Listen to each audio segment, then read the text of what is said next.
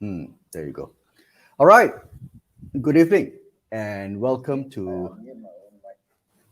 Wait. All right. Okay, just a minute. I've got some feedback. Let me turn off all the audio. Okay, there you go. All right. Okay, we're on.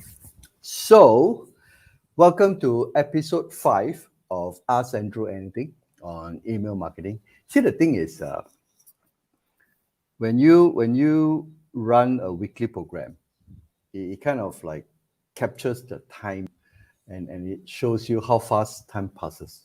Before you know it, this is already in episode 5. Technically speaking, I've been going on live every Wednesday at 8 p.m. for half an hour for 5 weeks, including this one. All right. So scary how time flies. Okay. So let's get on to, let me see. There you go. All right. Let's get on to the topics of the day, some of the questions that you have sent in. And what I do is just a quick introduction. My name is Andrew Wong. I call myself the email guy, primarily because that's what I do. I help businesses build deeper relationships and also with their prospects and their customers through emails. And the idea is once you have that relationship developed, it is easier to make offers to them because you know what they need, you know what they want, and obviously the people who subscribe to your email list, for example, basically they're interested in what you have to say. All right. So that's what I do. And let's go on to the first question of the day. Oh, before that, so I do, besides helping businesses with their emails, I also write 2 newsletters. The third one I will share with you in a moment. One is basically for the B2B space, because and then the other for B2C space. So if you're interested to hear or basically to read what I have for my ideas on emails with regards to either any one of these industry or so-called verticals, then you just have to scan the QR code. And if you don't like that, then you can just type in the URL is at the below. It's B2B-newsletter or B2C newsletter. All right. For B2B, I write every Tuesday and Thursday. I think I missed one yesterday because I was with my kids for their little staycation. And for B2C is every Monday and Wednesday, and I have one for general, basically for these two groups on Friday. So for me, I write Monday to Fridays. Okay. So here you go. Okay, let's go to the next one. And I am currently spending most of my time on one single platform because I work alone, and I do that mostly on LinkedIn. So if you're interested, or if you're on LinkedIn and you like to basically follow what I have or new updates that I share on LinkedIn, then you can follow me. Here's the link. This is my LinkedIn profile, and I also post updated ideas or basically topics related to marketing and also email marketing. Okay, so let's go for the first question. This is the one from Alicia, and she's asking basically what is double opt-ins and why is it important. All right, so double opt-ins is a process in email marketing. uh, they have single opt-ins and double opt-ins. All right, single opt-in means when you subscribe to a particular newsletter, then immediately you will start receiving emails from the organization or whoever runs the newsletter, for example. A double opt-in is a two-step process whereby the moment you subscribe, you will receive an email confirming a second email, an email that comes in and says, "Hey, uh, do you want to confirm your email address, or do you want to confirm that you want to receive emails from me?" All right. So double opt-in is basically what we call a secondary consent, right? That allows the users to confirm that they really want to receive it. And an example of it would be something like this. Like I do double opt-ins, and mostly is for new subscribers. So there are two different, and you can actually customize. And one of the things I would recommend is your double opt-ins should be customized to the newsletters that you have. or either to the link magnet, for example. All right. So somebody is interested, you put up a link magnet, okay, and somebody is interested in the topic to download that particular link magnet or gated content, for example, and then you would want to send a double opt-in to one, either confirm their email, or which is in this example, these two examples here, or to confirm that they want to receive emails from you or future emails from you. So what it requires is they will require to click a link, all right, which is a button or either a link, a text link, and that basically confirms that okay, I'm okay to receive emails from you. Okay, so that's what double opt-in does now. Why is it important? Okay. Oh, by the way, so once you click on the double opt-in, you will have obviously a thank you, a message, for example, a thank you message, not an email, but a thank you message, and you can be creative with it, right? Because it is almost like a first impression, So you want to set the tone as to, are you a fun person? Are you a serious person? If you're B2B, obviously you will want to position yourself as an authority, for example. So your double opt-in content and your double opt-in thank you page, for example, should ideally reflect that. Okay, let me see. Do I have... Okay, all right. So I'm just checking on my comments. And so why double opt-ins? One is because you want to use it for new subscribers, people who have basically came across your link magnet or came across a post that you have inviting them to join your newsletters, for example. So they're new to you, and you want to basically apply this to your new subscribers. Existing subscribers is fine; they're already on your list. So whatever promotion or campaign or whatever link magnets, you may not, you shouldn't, it's not necessary for you to do the double opt-in process. Okay. So the second thing is it allows your subscribers to reconfirm, whether they really want to receive emails from you. Okay. And this is important because you only want to send emails to people who really want to hear from you anyways. Otherwise, anybody who subscribe, and sometimes they forget, and human beings nowadays, we have a very short memory span. There's so many things to sign up, so many things to read, for example. Sometimes they forget, even within that 24 hours period, they sometimes forget what they subscribe to. So the double opt-in emails allows them to actually reconsider and whether they want to really receive emails from you. And you, like I say, you want to send to people who are really interested in what you have to say. Okay. And then the third one, okay, this is also very important. It also helps to verify whether the email address is genuine. Okay, for example, let's say I look at a newsletter that I'm interested in. I key in my address, for example, andrew@gmail.com. Okay, but typo errors happen. Sometimes I've seen subscribers who type in Gmail without an L, Gmail without an A, for example. Okay. So what it does is, for example, if I type in andrew@gmail without an L.com, okay, and it goes into your system, and you because you don't do double opt-ins, your system automatically, if you have automation, for example, set, they will continue to your ESP will continue to send emails to them based on the schedule that you set. And obviously, if you have a significant list, you won't be going to check every single email. And what happens is then you realize maybe a couple of days later that you have a lot of bounce email. Okay. And the reason why bounce email is because there's no such email service called GMAI without the L.com. Okay.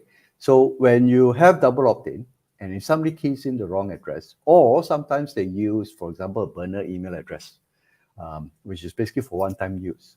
And if they don't check the emails, then very likely that subsequent emails that you send, they will probably won't open or engage with your emails anyway. Right? So the double opt-in allows you to basically check whether the email is genuine and capture it at the front before you start sending the rest of the emails. Okay, which then leads to helping you to keep your email list clean, because end of the day, you want to, like I say, you want to send emails to people who really wants to receive them from you. And when you capture upfront any typo errors or any burner emails, for example, that people don't respond, okay, then you have then eventually over time, you basically build a clean set of email addresses, okay? And obviously it helps you with email deliverability. Like I said, for example, if you don't check your emails and you don't deploy double opt-in, for example, then over time you have a lot of bounce email because those emails, the email address basically don't exist. All right. So you're going to bounce back and your ISPs will then look at you and says, and basically reduce your sender domain reputation. And you know, it is basically an impression that you give to them that you don't care about your list, and very likely that you either buy the list from somewhere else and you don't clean them, you don't check them, and that's why there's a lot of high bounce rate. Okay, so generally these are the 5 points why, Alicia, why a double opt-in is advisable. Okay, and especially if you're serious about email marketing. Okay, so let's see. Okay, so there's some examples. For example, I have this opt-in, also called this form to sign up, a program that I do, which I send 365, basically a subject line a day to my subscribers for 365 days, right? So there's a form, obviously, where I collect, and then if I promote it to social media, I promote it to YouTube, for example, and they will come to this page, they will key in, for example, their email address and their first name, okay? And first name is necessary because it allows me to personalize the email to a certain extent. And I also have deployed, for example, a recapture, which is basically to prevent spam or bots, right, to basically auto-subscribe. And it's going to mess up your list. So recapture, which is basically I'm not a robot tick, it would require a human being to actually interact to click. So at least you know to a certain extent that the person who sends or subscribes to your list is actually a human being. So that's one way of doing it. Another way of, so just to blow up, and this is what you have. This is the component, a simple component of form. I just want the email address and also the first name. And then there's the recapture form included. Alternatively, you can also have a little tick at the bottom, right? And this one allows you to basically state that, what you do with the emails, okay? And this is also a good practice upfront before they submit their email address. And this is basically is a GDPR compliant requirement. Unless if you don't send, you don't have subscribers from the Europe region and all those things, then you don't have to worry too much. But I would recommend that you implement this nevertheless, because it also gives them another chance to confirm that they really want to receive emails from you and to confirm that they've read that you will not do anything with their email addresses, anything funny with the email address except sending emails, you sending emails to them. Okay. So there are two ways of doing it. Now, the thing is you need to know is you're going to put it in context. For example, I would deploy something like this with a tick if I'm doing a lead magnet. Okay. So if I'm doing, let's say, the previous one, which is this one, where I'm already stating upfront that I'm going to send you an email a day on email subject lines for the next 365, then you will know that definitely there will be emails coming from me, right? So in this case, I do not have to do tick, that little tick box, and I just need to make sure that you are not a robot or a spam bot, okay? So it depends on the context, where you want to collect or how you want to collect your emails, the source of it. Then you can either do either one of these. But end of the day, the tick for general use is something that I would recommend that you do it, okay? What else? Okay, so the next one, and Riza has these questions, how do you generate leads through emails? Now, the thing is this, you actually don't generate leads through emails. You nurture leads through emails, okay?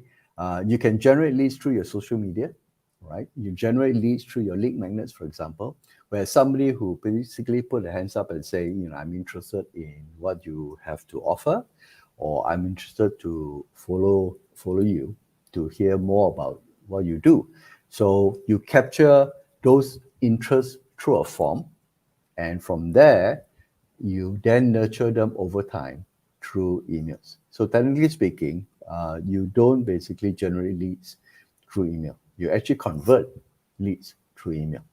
Okay, and the good thing about emails is, I've probably spoken about this before, but just for the sake of repeating, is email allows you to have that one-to-one conversation with the prospects or even your customers. And because it's a closed environment, closed in the sense that only people who want to subscribe or want to hear from you, obviously they will subscribe to your list or they give you their email address, and you'll be talking to these people. Whereas in social, you're basically broadcasting, right? So you're broadcasting your message, and to hope that basically casting your net far and wide, so that people who or anybody who is interested in what you do, in the services that you offer, would then go through or basically submit your information through the forms, and that's where you then continue to nurture, to tell your stories, to tell, to basically allow you an opportunity for you to convince them why they need to work with you or why they should work with you, and also to build your authority.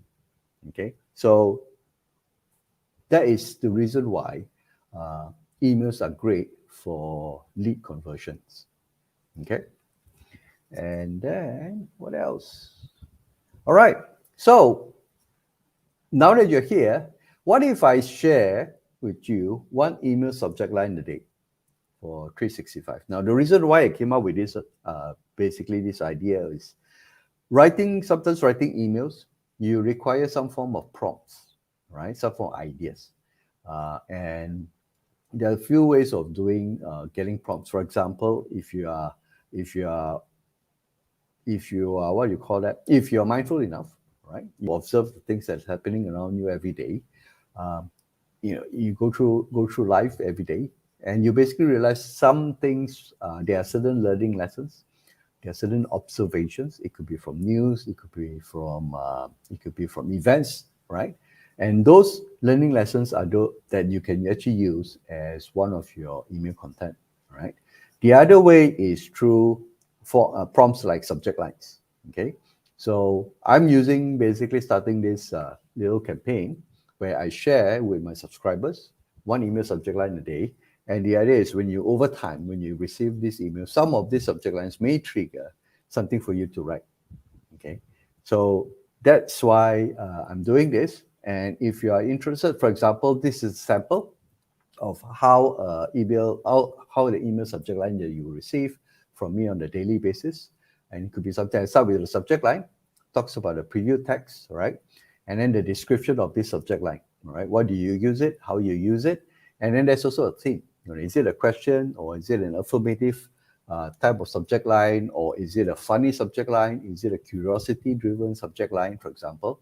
And over time, you would have a library of subject lines that you could possibly use. For example, sometimes even you may have written the entire content and you're stuck with coming up subject lines that may basically get people to open your emails. So you can go through this little library that I've done for you, and you may pick one of them, or you may just modify the subject line itself and to suit your needs. Okay, so what is the difference between subject line and preview text? Okay, so I've did an example here.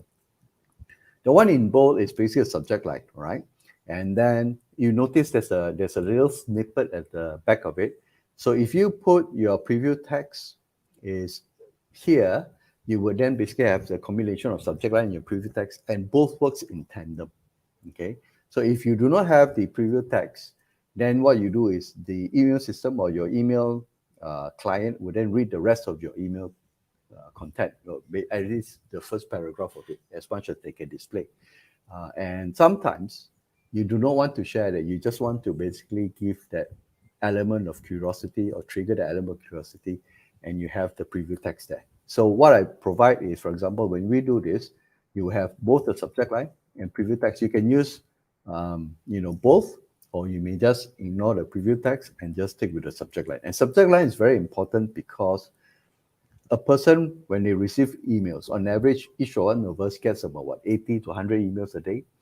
And we would quickly decide whether to open the email based on the subject. Is it interesting to me? Is it relevant to me? All right. Is it something that I could be curious enough to want to find out more. So your subject line is important in the overall scheme of email marketing because it allows your reader to quickly make a decision whether they should open the email. Maybe they find it, if it's too spammy enough, they may just consign your email to the spam folder, or they may just delete the email. Okay, so that's the value of subject line. Okay, so, and if you're interested, and you can just basically, this is a QR code that you can subscribe. It's free. I will send to you one every day. And this is the URL. And I've released this since the 1st of May. So today is what, day 4? So those of you who have subscribed to this earlier on the 1st of May, you will have received 4 subject lines already so far. Okay, there's many more to come. And I'm going to, basically put in random subject lines for you to use and for you to choose, and also to inspire you. Okay. So with that, if you have any other questions on email marketing, I get on live every Wednesday through Facebook, YouTube, and LinkedIn. Okay. So whichever channel you are in, you can submit your questions. This is a simple Google form that basically allows you to just key in your email address and also send your questions, and I'll answer them every week, like what I'm doing now, to Alicia and also to Riza, to basically help you get better in email marketing, and also maybe share over time. Sometimes some of the questions will lead to some form of teaching, if I can, and I'll share with you within the 30 minutes time frame some of the ideas or some of the suggestions I may have to help you get better in email marketing. Okay, so with that, it's time's up. Time flies. So I'll see you again next week. Remember, I go live every Wednesday at 8 p.m. GMT plus 8, which is basically Malaysian time. And if you have any questions, please feel free to submit them. Any questions, I'll do my best. If you can submit earlier, better, because then I can then give you a very complete and very targeted response to your questions rather than generic ones. And my hope is, is my little contribution to help you become a better email marketer. All right. And if that helps your business, wonderful. And in most cases, if you do email marketing right, it will definitely help your business.